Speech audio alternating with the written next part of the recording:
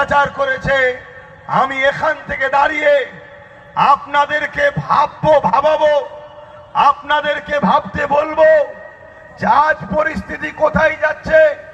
ছিল চাকরিতে, ছিল জমি জায়গাতে, ছিল পড়াশোনাতে, ছিল আমার রুজি রুটিতে, এতদিন এর উপরে হামলা হচ্ছিল। এবারে আমার ইমানে হামলা হচ্ছে। আমাকে ভারতবর্ষে আমার স্বাধীনভাবে নবীকে প্রেম করতে বাধা, স্বাধীনভাবে মসজিদ মাদ্রাসায় নামাজ পড়ব সেখানে বাধা, স্বাধীনভাবে ধর্ম পালন করব সেখানে বাধা, স্বাধীনভাবে নিজের পছন্দ অনুযায়ী চলব, কখনো আমরা কাউকে আঘাত দিই না। তার উপরও আমাদের উপরে বারবার বাধা আসছে। আজ পুরো পৃথিবী যদি আই লাভ মুহাম্মদ সাল্লাল্লাহু আলাইহি ওয়াসাল্লাম বলাতে বাধা দেয়, আমরা একবার নয়, জেলের মধ্যে গেলে এত ওর ভেতরে আই লাভ মুহাম্মদ রসুল বলবো, যতগুলো জেলার আছে সব কটাকে মোহাম্মদ রসুলের দিবানা বানিয়েই আমরা জেল থেকে বেরোবো, ঠিক না বেঠে? আই লাভ মুহাম্মদ এমন একজন, তিনি এই পৃথিবীতে তিনার মতো কেউ আসেনি, তিনার মতো কেউ আসবে না। প্রত্যেকটা ধর্মের মহামনীষীরা তারা স্বীকার করেছে মোহাম্মদ রসুল সর্বকালের সর্বশ্রেষ্ঠ মহানায়ক।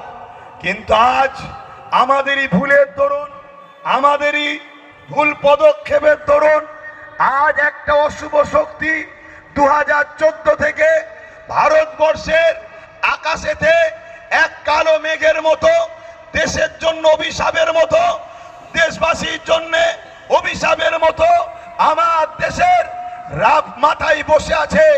এই বিজেপি গভর্নমেন্ট যেদিন থেকে আমার দেশে এসেছে সেদিন থেকে আমার দেশ অশান্তির দাবানলে চলছে। কখনো কৃষকরা জ্বলছে, কখনো এসটিরা জ্বলছে, কখনো এসসিরা জ্বলছে, কখনো বিভিন্ন সম্প্রদায়ের মানুষ জ্বলছে। বিশেষ করে মুসলিম সম্প্রদায়কে বেশি করে টার্গেট করা হয়েছে। কেন? এই জালিম হুকুমত জানে ইসলাম এমন একটা ধর্মের নাম, দেশকে ভালোবাসার এটাও ইসলাম শিখিয়েছে, বলুন সুবহানাল্লাহ। তাই তারা ইসলামকে মুছে দিবার ষড়যন্ত্র করছে।